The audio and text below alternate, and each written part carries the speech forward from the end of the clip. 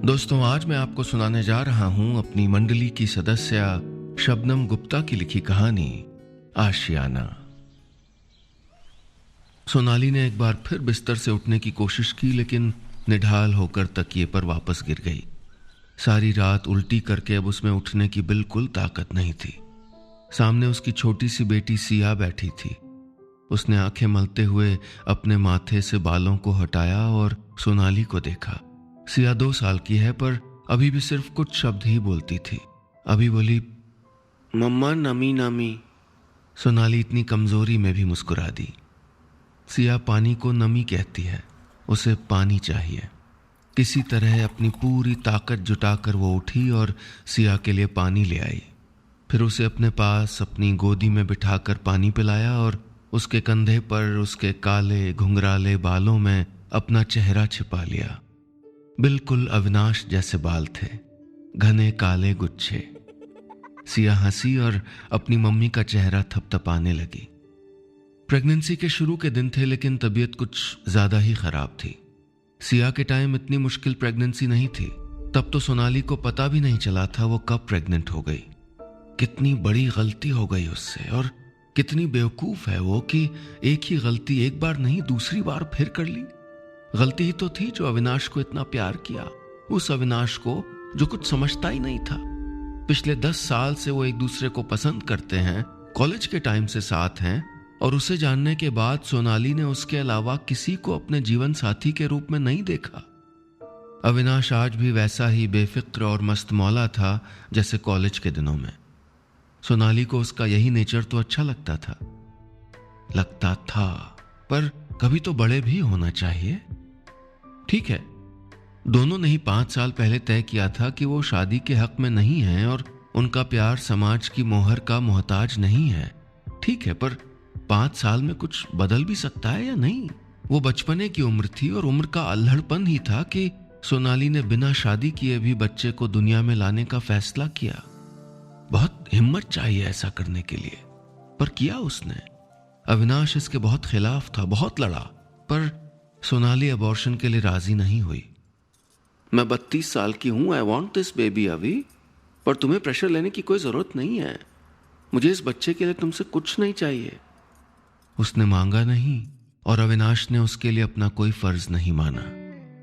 वो उन दोनों को प्यार तो करता है, ध्यान भी रखता है, पर बाहर से, किसी पार्ट टाइम फैमिली मेंबर की तरह जो कभी कभार आता है, हंसता हंसाता है और फिर अपने घर वापस चला जाता है। पर अब सोनाली इससे कुछ ज्यादा चाहने लगी है।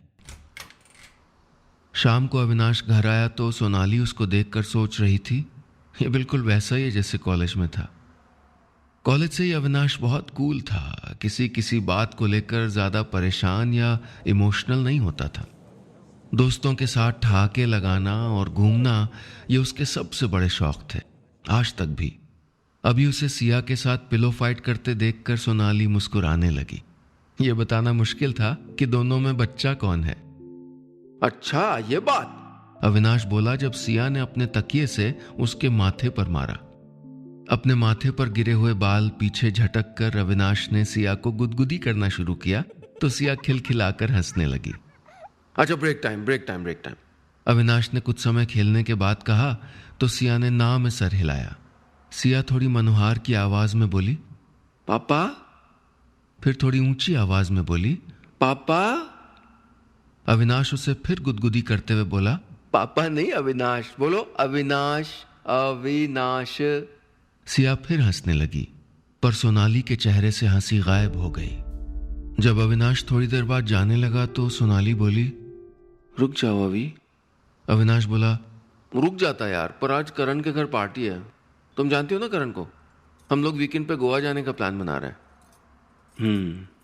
सोनाली थोड़ी देर चुप रही, फिर बोली, अभी आई एम प्रेग्नेंट। क्या? हाँ, सोनाली बोली। अविनाश का चेहरा देखकर सोनाली का दिल बैठ गया। उसके चेहरे पर थोड़ी देर पहले जो खुशी थी, उसकी जगह अब नाराजगी और गुस्सा आ गया था। क्या यार सोनाली? थोड़ी देर चुप रहकर फिर बोला, बताओ अबॉर्शन कराने कब चलना है? सोनाली के दिल में जो एक किरण थी वो बुझ गई। वो चाहती थी कि अविनाश ये बात सुनकर खुश हो, बल्कि ये कहे कि सोना दूसरे बच्चे के आने से पहले लेट्स गेट मैरिड। पर ये तो अभी भी 3 साल पहले वाला ही अविनाश था जो किसी किस्म की जिम्मेदारी और बंधन में नहीं बनना चाहता था। और अब ये मत कहना कि तुमको ये बच्चा भी चाहिए। तुम अकेले 2 बच्चे नहीं संभाल पाओगी भाई, तुम हो ना। सोनाली ने बिना सोचे ही कह दिया। ओ प्लीज सोना, मैं इस सब के लिए तैयार नहीं हूं। मुझे अपनी लाइफ, अपना लाइफस्टाइल पसंद है और ये मैं बच्चों और गृहस्थी के चक्कर में नहीं फंसना चाहता यार। और ये हम दोनों का फैसला था। It was a joint decision. था 5 साल पहले।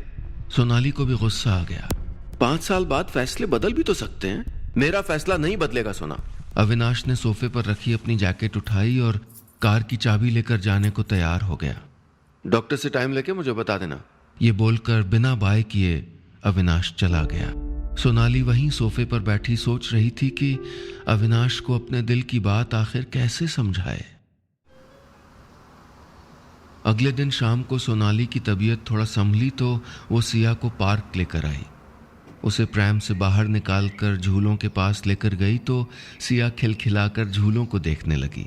सोनाली वहां उसे खेलते हुए देखती रही। कितनी खुश लग रही है सिया यहाँ। वैसे खुश रहने के लिए ज्यादा कुछ नहीं चाहिए।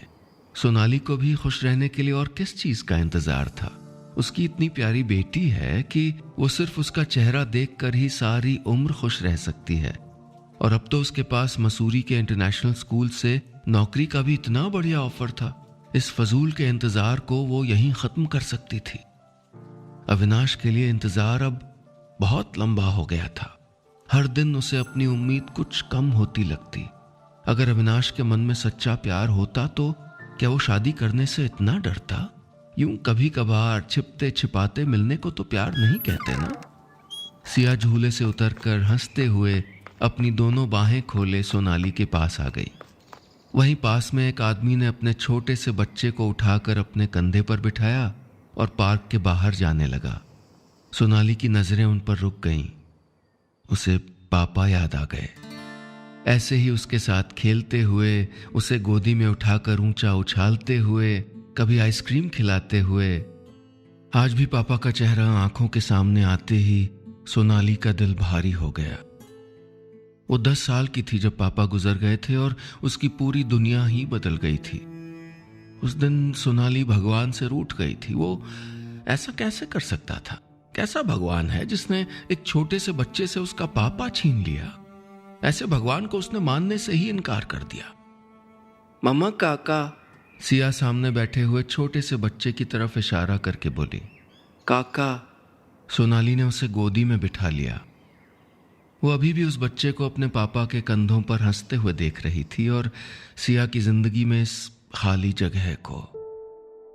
पिता का होना बहुत जरूरी होता है। एक बेटी के मन में उसके पापा की जो जगह होती है वो दुनिया का कोई शख्स नहीं ले सकता। जो प्यार सोनाली को अपने पापा से मिला था वही प्यार वो सिया के लिए भी चाहती थी। पर अब उसे ये नामुमकिन ही लगने लगा था और उसका सब्र भी अब जवाब देने लगा था। सिया की खातिर ही सही, पर उसने फैसला कर लिया था कि वो जल्द ही अबॉर्शन करा के सिया के साथ मसूरी चली जाएगी, एक अधूरे रिश्ते को पूरा करने की आस यहीं छोड़कर, अविनाश के इंतजार को हमेशा के लिए खत्म करके। सिया कुछ किताबें खोलकर बैठी थी। सोनाली उसे एक गाल पर रखे दूसरे हाथ से किताबों के पन्ने पलटते हुए देखकर मुस्कुरा रही थी। बिल्कुल ऐसे करती है जैसे अभी कॉलेज की लाइब्रेरी में करता था। याद करके सोनाली सोचने लगी, ये जीन्स भी कितनी अजीब चीज है। पिता से उसकी आदतें, उसके घुंघराले बाल तो विरासत में दिला सकती है, पर उसका प्यार नहीं। सोनाली कई बार सोचती रही कि जब सिया बड़ी होगी तो अविनाश को क्या कहकर बुलाएगी।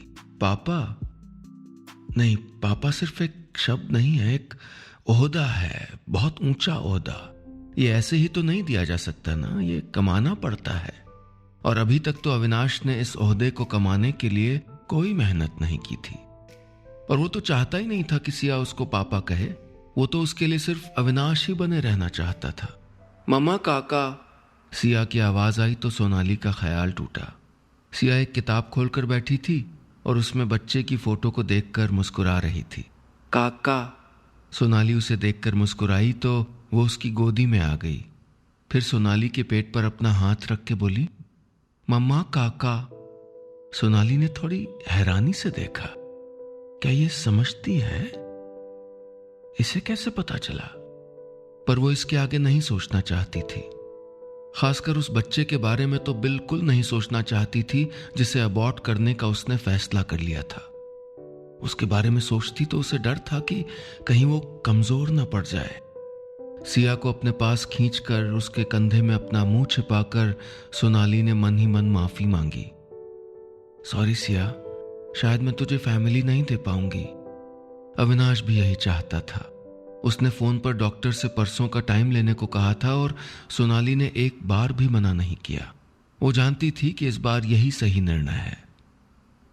उसने अविनाश को मसूरी स्कूल के ऑफर के बारे में बताया तो वो चुप हो गया। जानता था कि सोनाली उससे रिश्ता तोड़कर जाने की बात कर रही है। ये लड़कियों को भी पता नहीं क्या हो जाता है। दोनों ने मिलकर ही फैसला किया था कि शादी वादी के झंझटों में नहीं पड़ेंगे, लाइफ एंजॉय करेंगे। ये घर और बच्चों की चिक चिक कौन चाहता था? मतलब ऐसा नहीं था कि उसको सिया पसंद नहीं थी या उसके साथ खेलना अच्छा नहीं लगता था, पर ये सब डॉक्टर के चक्कर, ये स्कूल के एडमिशन, इन सारे झमेलों में पड़ के अपनी लाइफ खत्म नहीं करना चाहता था वो। पर अब दोनों अलग अलग चीजें चाहते थे। फिर सोनाली उससे गुस्सा क्यों थी? अविनाश ने उससे प्यार किया है, कोई जी हजूरी थोड़े। उस रात सोनाली का मन बहुत बोझिल था। ऐसा लग रहा था जैसे कुछ बहुत जरूरी पीछे छूट रहा हो। अगले दिन अविनाश उसे नर्सिंग होम लेकर आने वाला था। रात उसकी तबीयत ज्यादा खराब हो गई। चक्कर और उल्टी से इतना बुरा हाल था कि वो सिया के लिए खाने को कुछ बना तक नहीं पाई। सुबह जब अविनाश आया तो सोनाली सोफे पर बेसुध पड़ी थी और सिया उसी के पास जमीन पर सो रही थी। अविनाश घबरा गया। सोना क्या हुआ? पर सोनाली ने आंखें नहीं खोली। उसकी आवाज सुनकर सिया उठ गई और रोने लगी। उसके गाल पर सूखे आंसुओं के निशान थे और चेहरा लाल था। अविनाश के पास आकर अपनी बाहें खोलकर उसने गोदी में उठाने का इशारा किया। अविनाश ने उसे उठाया और आंसू पोंछे तो देखा उसका चेहरा गर्म था, उसे तेज बुखार था। सोना। उसने सोनाली को हिलाकर उठाने की कोशिश की। फिर अपने फैमिली डॉक्टर सक्सेना को फोन करके बुलाया। उसकी गोद में आकर सिया चुप हो गई थी और अपना अंगूठा चूसने लगी। जब डॉक्टर सक्सेना ने सोनाली को देख लिया तो बोले, इनकी मेडिकल हिस्ट्री जानते हो? अविनाश बोला, बस इतना ही कि ये प्रेग्नेंट है, फिर इनको जल्दी एडमिट करना पड़ेगा, उल्टी की वजह से डिहाइड्रेशन हो गई है, ड्रिप लगेगी। अविनाश घबरा गया। डॉक्टर घर पे ही ड्रिप लगा दीजिए, अपनी नर्स भेज दीजिए, बाकी मैं ध्यान रख लूंगा। ये देखिए इनकी बेटी को भी बुखार है। सिया को अपनी गोद से उतारकर डॉक्टर को दिखाते हुए बोला। डॉक्टर सक्सेना ने सिया को एग्जामिन किया और बोले, अभी बुखार की दवाई दे दो, हो सकता है अपनी मम्मी को बीमार देख के घबरा गई हो। इसने कुछ खाया है कि नहीं? पता नहीं डॉक्टर साहब, अविनाश बोला। अच्छा चिंता मत करो, मैं अपनी नर्स को ड्रिप के सामान और इसकी दवाई के साथ भेजता हूँ। उनके जाने के बाद अविनाश ने सिया की तरफ देखा। उसका अंगूठा अभी भी मुंह में था और दूसरे हाथ से उसने अविनाश की शर्ट पकड़ रखी थी। अविनाश ने उसका चेहरा देखा। घुंघराले बालों से ढकी हुई बड़ी बड़ी मासूम आंखें देखीं और बोला, मुझे ऑमलेट बनाना आता है, आप खाओगे? सिया ने हाँ में सर हिला दिया। ऑमलेट बनाकर अविनाश ने प्लेट उसके सामने रखी, लेकिन सिया उसकी तरफ देखती रही। क्या हुआ, आप खुद नहीं खाओगे? ओह सॉरी, मैं भूल गया, आप तो अभी बहुत छोटे हो। चलो मैं खिलाता हूँ आपको, मुंह ओपन करो। नर्स दवाई और ड्रिप का सामान लेकर आ गई। अविनाश ने देखा सिया कुछ किताबें खोलकर बैठी है। उसके माथे पर काले घुंघराले बाल बिखरे हुए थे। एक हाथ गाल पर रखे, दूसरे हाथ से किताब के पन्ने पलट रही थी, बिल्कुल उसी की तरह। अविनाश वहीं खड़ा रहा, उसे देखता रहा। उसे लगा जैसे वो आईने के सामने खड़ा है। सिया को दवाई खिलाने के लिए हाथ आगे बढ़ाया तो वो बोली, पापा। अविनाश का हाथ वहीं रुक गया। पापा, वो फिर बोली। अविनाश ने उसे मुस्कुराकर देखा और इस बार उसे पापा कहने से मना नहीं किया। सोनाली को सिया की आवाज सुनकर हल्का सा होश आया। पापा, बेबी गोदी। अविनाश ने शायद उसे गोदी में उठा लिया। सोनाली को लगा जैसे वो सपने में हो, और अविनाश को लग रहा था जैसे वो एक ऐसी दुनिया में है जो उसकी होते हुए भी उसकी नहीं है। उसे समझ नहीं आ रहा था कि उसे आज सिया के मुंह से पापा सुनकर इतना अच्छा क्यों लगा। किताब में एक छोटे से बच्चे की तरफ इशारा करके बोली, पापा काका। अविनाश ने सुना तो उसके जहन में उस बच्चे का चेहरा आ गया जो अभी दुनिया में आया ही नहीं था और अब शायद आएगा भी नहीं। उसी किताब में एक फैमिली की फोटो की तरफ इशारा करके सिया बोली, पापा, मम्मी, बेबी, काका। अविनाश सर हिलाकर मुस्कुराया। सिया की बातें उसे समझ आ रही थीं। बिना कहे उसने बहुत कुछ कह दिया था। आज अविनाश का कहीं जाने का मन नहीं था, गोवा भी नहीं जहां आज उसके सारे दोस्त मिलकर जा रहे थे। अभी वो इस दुनिया में रहना चाहता था। उसने सोनाली के माथे को हल्के से सहलाया। जितना प्यार सोनाली ने किया था शायद उसे और कोई नहीं कर सकता था। फैमिली के लिए दुनिया का हर शख्स तरसता है और ये उसके सामने थी। बस हाथ बढ़ाकर उनका हाथ थामने की देर थी। दोस्तों का पूरी रात फोन आता रहा पर वो फोन भी नहीं उठा पाया। कैसे उठाता? उसकी गोद में उसकी बेटी सो रही थी, अपने एक हाथ से उसकी शर्ट को पकड़कर। उसने तो अपने हाथ को भी इसी डर में नहीं हिलाया था कि सिया की नींद टूट जाएगी। अब कंधों और हाथ में थोड़ा दर्द होने लगा था। माँ की गोद में प्यार का एहसास होता है तो पिता की गोद में हिफाजत का, ये भरोसा कि उसका अब कोई कुछ नहीं बिगाड़ सकता, यही भरोसा सिया के चेहरे पर था। अविनाश ने उसका माथा हल्के से छुआ। शुक्र है बुखार उतर गया था।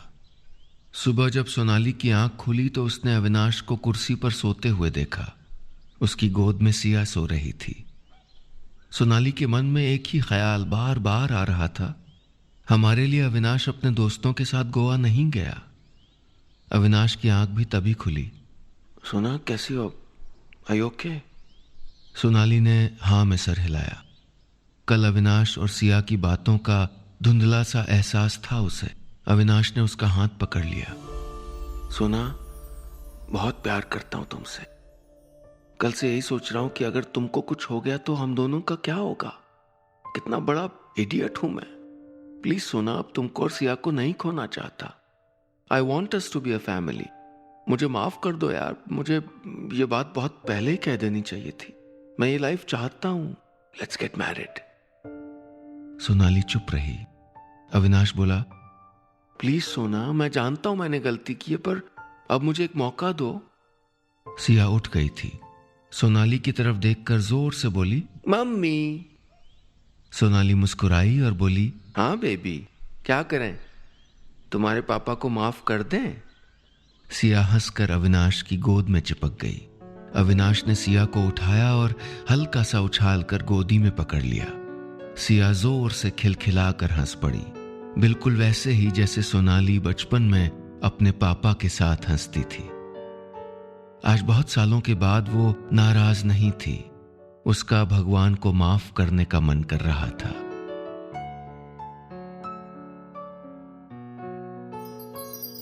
दोस्तों, कहानी खत्म, पैसा हजम।